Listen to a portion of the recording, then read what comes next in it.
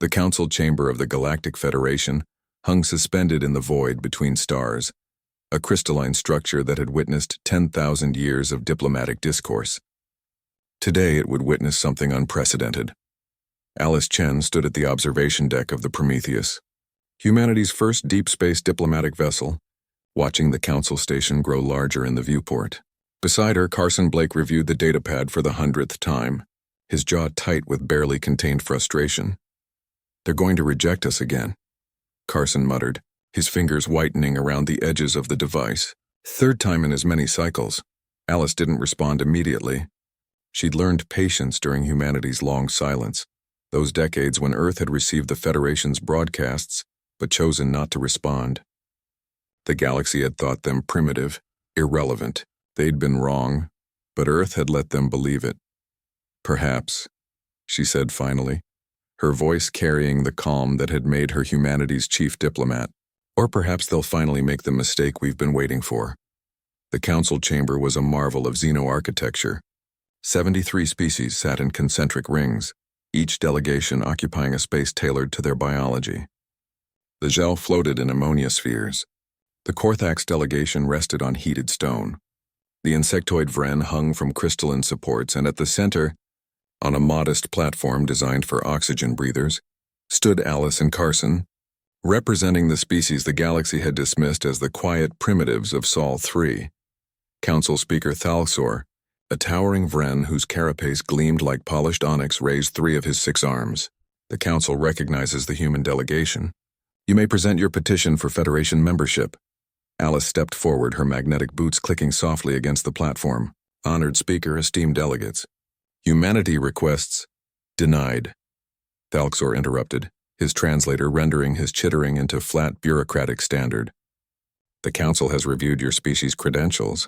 You possess faster-than-light travel, yes, basic fusion technology, quantum communications, but your civilization is fragmented. Hundreds of nations, constant conflicts. You've barely left your home system." Carson's hand moved toward Alice's arm, but she was already responding, her voice level. "With respect, Speaker, we've submitted applications according to Federation protocols. What specific criteria have we failed to meet?" A gel delegate's voice bubbled through its translation unit. "You are too dangerous. Too unpredictable. Your response to first contact was silence. 27 years of silence. What civilization ignores the galaxy? A careful one," Alice replied. Thalxor's mandibles clacked dismissively. "The decision is final. Furthermore, the Council has voted to impose trade restrictions on the Sol system. No Federation vessels will conduct commerce with humanity until you achieve cultural unification. Return to your world and evolve, primitives. Perhaps in another 1,000 years you'll be ready." The chamber erupted in approving chirps, rumbles, and harmonic oscillations. Carson felt rage building in his chest, but Alice simply nodded, bowed slightly, and turned to leave.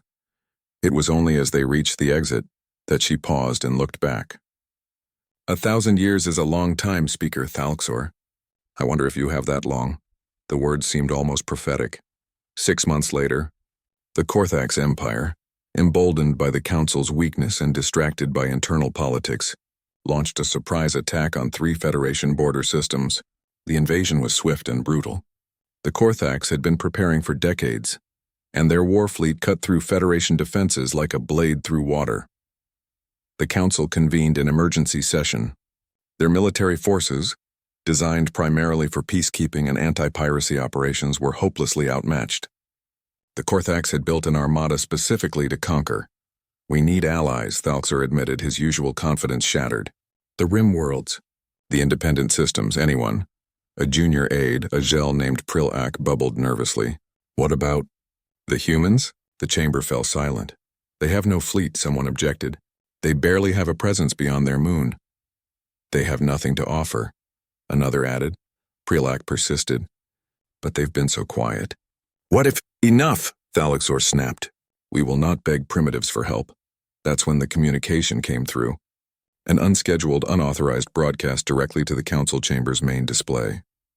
Alice's face appeared, and beside her stood Carson, now wearing the uniform of something the Federation had never seen humanity possess: a military command structure.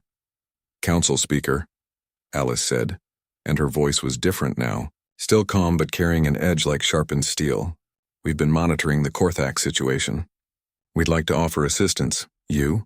Thalxor's translator couldn't hide his scorn. "You have 3 ships. The Korthaks have 3,000. Carson smiled, and it wasn't a pleasant expression.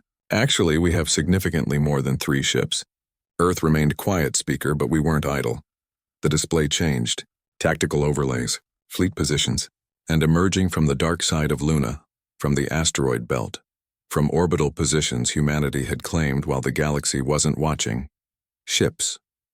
Hundreds of them, sleek, angular vessels that looked nothing like Federation designs. They bristled with weapons the Council's sensors couldn't identify.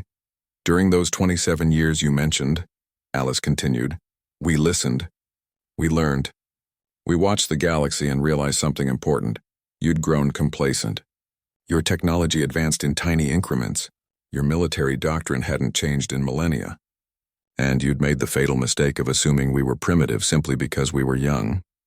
Carson took over, his tactical display showing Korthak's fleet movements. "You have artificial gravity through gravitic manipulation. We have it through spatial compression. More efficient, more stable. Your shields are energy-based. Ours fold space itself. You've been using fusion drives for 10,000 years. We developed our first functional fusion reactor 60 years ago. We didn't stop there." "This is impossible," a delegate stammered. "You couldn't have—" "We're human," Alice interrupted, and her eyes were hard. "Impossible is just a starting point. Now here's our offer. We'll engage the Korthak's fleet. We'll drive them back. And in exchange, humanity receives full Federation membership, trade rights, and a permanent seat on the Council." Thalxor's pride warred with necessity. The Korthaks were winning. Every hour brought more casualties, more lost systems. "And if we refuse?" Carson's smile widened. "Then Earth will remain quiet again. We'll watch as the Korthak's empire conquers the Federation, and then we'll deal with them ourselves. Either way, we'll be fine. The question is, will you?" The vote was unanimous. The Battle of the Kelvos sector lasted 4 hours. Humanity's fleet arrived precisely on time, their ships moving with a coordination and speed that shocked Federation observers. The Korthaks, confident in their superiority, attacked immediately. It was a massacre. Human ships didn't maneuver like Federation vessels. They didn't follow predictable patterns. They used tactics that seemed reckless until observers realized they were calculated to the microsecond. Their weapons punched through Korthak shields as if they weren't there. Their point defense systems created walls of destruction that atomized incoming fire. And when the Korthak's flagship attempted to retreat, Carson's vessel, the Indomitable, performed an impossible maneuver, a precision FTL micro-jump that brought it directly above the enemy command ship and delivered a single devastating salvo. The battle was over. The Korthak's empire would spend the next decade recovering. Alice and Carson stood once again in the council chamber, but this time they weren't petitioners. They were equals.